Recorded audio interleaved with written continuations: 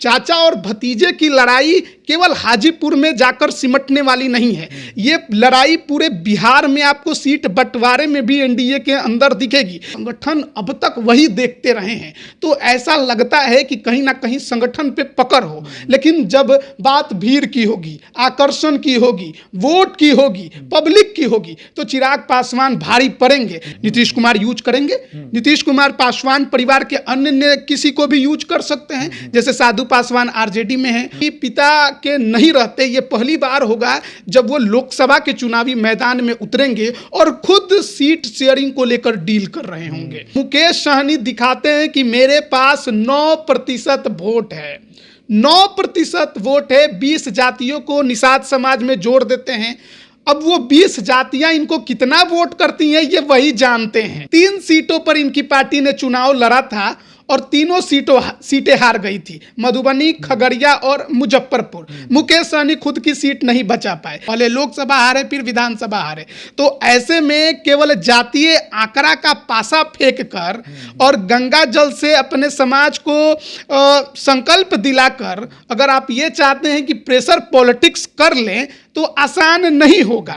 उनके बारे में एक चीज प्रचलित है कि नीतीश कुमार के कहने में अपनी राजनीति कर रहे हैं, और इस कहने में अपनी राजनीति को वो कितना अच्छा बना पाएंगे या कितना बिगाड़ देंगे ये तो वक्त बताएगा। पप्पू यादव जब तक लालू यादव के साथ रहे, सांसद रहे, 90 का दौर अलग था जब निर्दलीय भी जीते थे, लेकिन हाल के समय में देखिए उनकी स्थिति बहुत बुरी है। पप्पू यादव के सामने तो चुनौती इतनी बड़ी है कि वो चुनाव अकेले लड़ने के हालात में बिल्कुल नहीं है। पप्पू यादव की पार्टी का कोई जनाधार नहीं है जाप का, उनका अपना जनाधार है। और कहाँ जनाधार है? जो है वो सीमांचल में है। पप्पू यादव ने पूर्णिया से लोकसभा चुनाव लड़ने का ऐलान कर दिया है।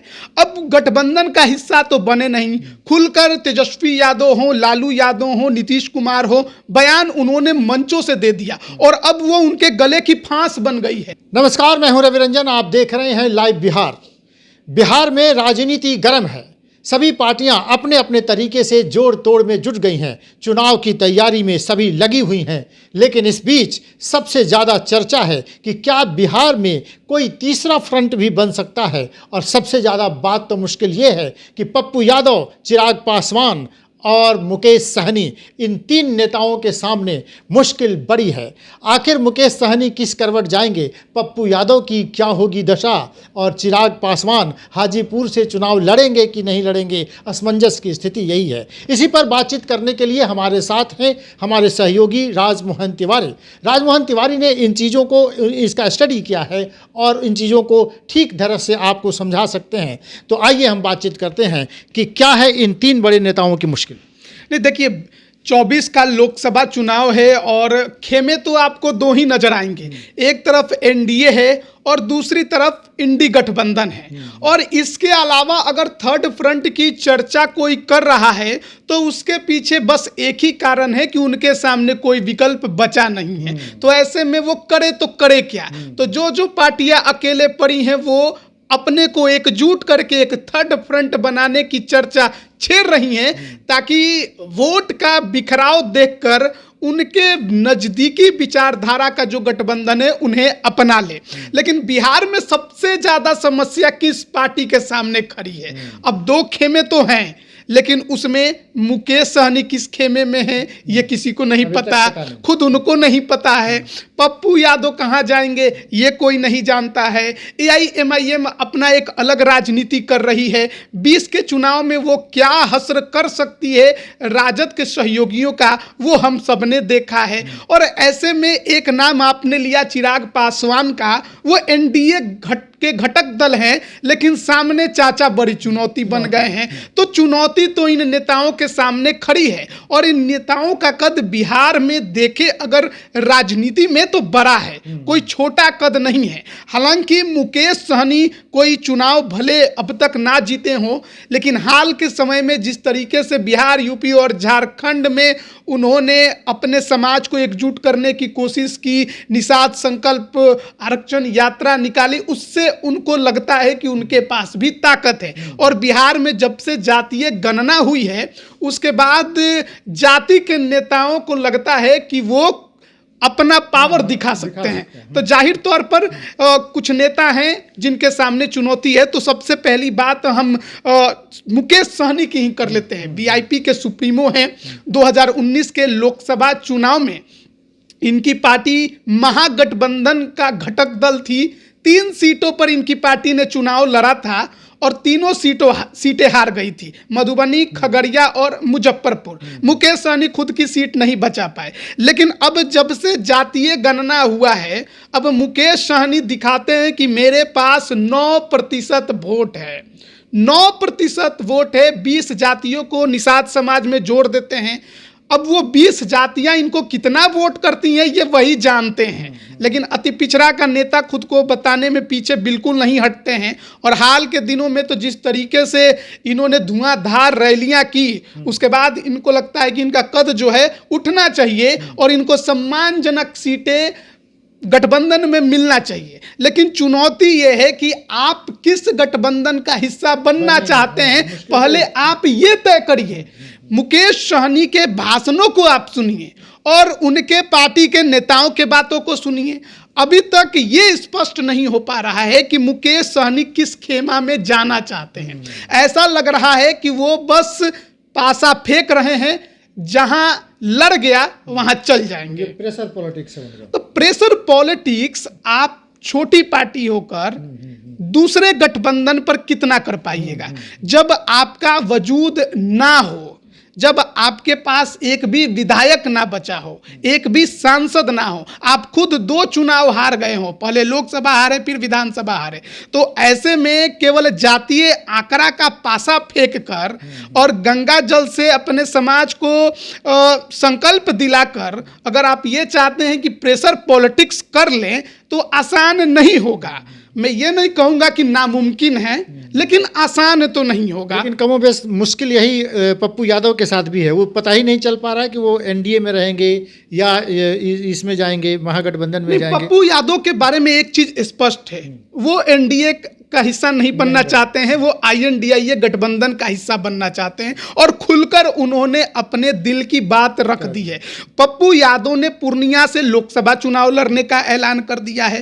अब गठबंधन का हिस्सा तो बने नहीं, खुलकर तेजस्वी यादव हो, लालू यादव हो, नीतीश कुमार हो, बयान उन्होंने मंचों से दे दिया और अब वो उनके गले की फांस बन गई है कि आखिरकार अब उनको कौन लेगा। क्योंकि अगर आपको INDIA गठबंधन का हिस्सा बनना है, आप लालू यादव के खिलाफ नहीं जा सकते, आप तेजस्वी यादव के खिलाफ नहीं जा सकते। याद करिए, पप्पू यादव जब तक लालू यादव के साथ रहे, सांसद रहे, 90 का दौर अलग था जब निर्दलीय भी जीते थे, लेकिन हाल के समय में देखिए उनकी स्थिति बहुत बुरी है। 2019 में पहले लोकसभा चुनाव हार गए, तीसरे नंबर पर रहे, लड़ाई में भी नहीं थे, 1 लाख वोट उनको नहीं मिला। 2020 में वो विधानसभा का चुनाव हार गए, वहां भी वो तीसरे नंबर पर थे, लड़ाई में नहीं थे। तो पप्पू यादव के सामने तो चुनौती इतनी बड़ी है कि वो चुनाव अकेले लड़ने के हालात में बिल्कुल नहीं है और ऐसे में बिना गठबंधन का उनका कुछ नहीं होने वाला है। तो इसलिए पप्पू यादव दिल खोलकर हमेशा मंचों से कह देते हैं कि जो देना है मुझको दे दीजिए, एक ही सीट देना है उसका ऐलान कर दीजिए, लेकिन जल्दी कर दीजिए। लेकिन ये भी चर्चा है कि पप्पू यादव को जो INDIA गठबंधन है यूज़ करेगी, उनको कुछ कैंडिडेट खड़ा करने के लिए कहा जाएगा, जो डमी कैंडिडेट खड़ा करेंगे और चुनाव में एक माहौल बनाने से ज़्यादा उनकी कोई भूमिका रहेगी। तो देखिए, अगर डमी कैंडिडेट वो खड़ा करेंगे तो वोट किसका काटेंगे? वो तो INDIA गठबंधन का वोट काटेंगे।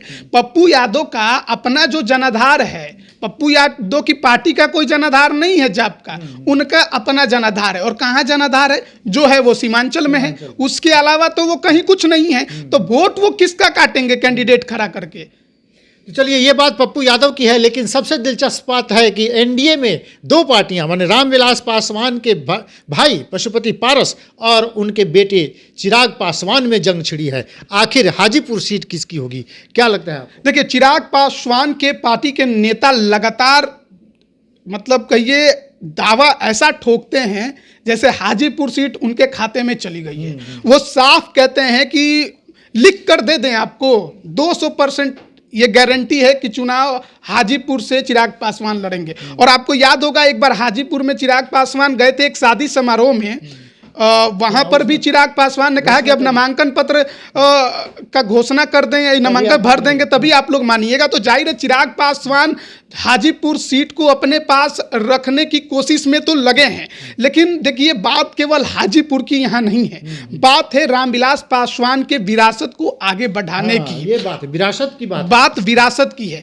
और रामविलास पासवान हाजीपुर से लड़ते रहे हैं, तो चिराग पासवान हो या पशुपति पारस हैं, जो उनके विरासत को आगे बढ़ाएगा वही हाजीपुर पर दावा करेगा। और बेटे चिराग पासवान हैं तो उनका दावा बनता है, लेकिन क्योंकि रामविलास पासवान की जिंदगी में ही पशुपति पारस ने हाजीपुर से चुनाव लड़ा, जीते भी, केंद्र में मंत्री बन गए, तो उनको लगता है कि उनके भाई ने उनको स्वयं विरासत सौंपी है। लेकिन ये चाचा और भतीजे की लड़ाई केवल हाजीपुर में जाकर सिमटने वाली नहीं है, ये लड़ाई पूरे बिहार में आपको सीट बंटवारे में भी एनडीए के अंदर दिखेगी। क्योंकि चिराग का एक दावा स्पष्ट है, जनाधार मेरे पास है, पासवान वोटर मेरे पास हैं, युवाओं का आकर्षण मेरे तरफ है, तो फिर लोजपा की सीटें भी मेरे खाते में आनी चाहिए। ये नहीं कि बात बराबरी पर ले आकर आप अटका दे, 6 सीटें थी पहले तो 3 सीट उसको, 3 सीट मेरे को। ये चिराग पासवान मानने को तैयार नहीं है, और इसलिए एनडीए में चिराग के सामने बड़ी चुनौती है। और चाचा केंद्र में मंत्री हैं, साथ ही साथ एक चीज उनके साथ ये जाती है कि पुराने नेता उनके पक्ष में खड़े हो जाते हैं, और उससे भी बड़ी बात संगठन अब तक वही देखते रहे हैं, तो ऐसा लगता है कि कहीं ना कहीं संगठन पे पकड़ हो। लेकिन जब बात भीड़ की होगी, आकर्षण की होगी, वोट की होगी, पब्लिक की होगी, तो चिराग पासवान भारी पड़ेंगे। लेकिन इसके लिए चिराग पासवान को और भी बहुत कुछ अभी एनडीए में साबित करना होगा। लोकप्रियता तो है उनकी सभाओं में भीड़ जुटती है, लेकिन क्या पशुपति पारस को नीतीश कुमार की तरफ से भी कुछ सहयोग मिल सकता है? क्या ऐसा लगता है कि वो उसके मुहरा बन सकते हैं? देखिए, नीतीश कुमार हर वो कोशिश करेंगे जिसमें चिराग पासवान को नुकसान हो, बीजेपी को नुकसान हो, एनडीए को नुकसान हो।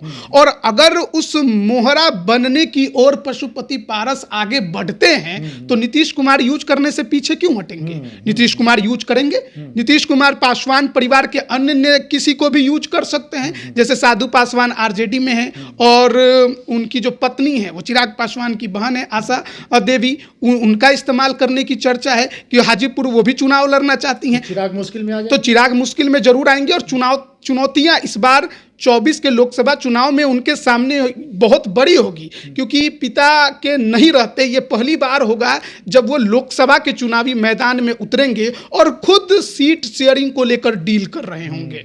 तो ये बड़ी चुनौती उनके सामने है। लेकिन इन 3 नेताओं की जब हम बात करते हैं, तो क्योंकि चिराग पासवान एक खेमे का हिस्सा बन गए हैं, तो सीट शेयरिंग और सीट समझौते को लेकर उनके सामने एक चुनौती है। विरासत कौन संभालेगा, ये चुनौती है। लेकिन सबसे बड़ी जो चुनौती है वो मुझे लगता है कि पप्पू यादव और मुकेश सहनी के सामने है। पप्पू यादव चुनाव लड़ना चाहते हैं इंडी गठबंधन के तरफ से, एक सीट पर भी मानने को तैयार हैं। अब मधेपुरा लड़ते रहे हैं, लेकिन इस बार पूर्णिया लड़ने का ऐलान कर दिया है। लेकिन लालू यादव और तेजस्वी के साथ जो रिश्तों की खटास है वो उन पर भारी पड़ रही है, और जब तक ये नहीं सुधरेगा उनके लिए कुछ अच्छा नहीं होने वाला है। उनके पक्ष में बस एक ही बात जाती है कि उनकी पत्नी कांग्रेस की राज्यसभा सांसद हैं, और वो उनकी पैरवी करे और लोकसभा चुनाव में उनको सहयोग मिले। मुकेश सहनी के सामने तो सबसे बड़ी चुनौती है,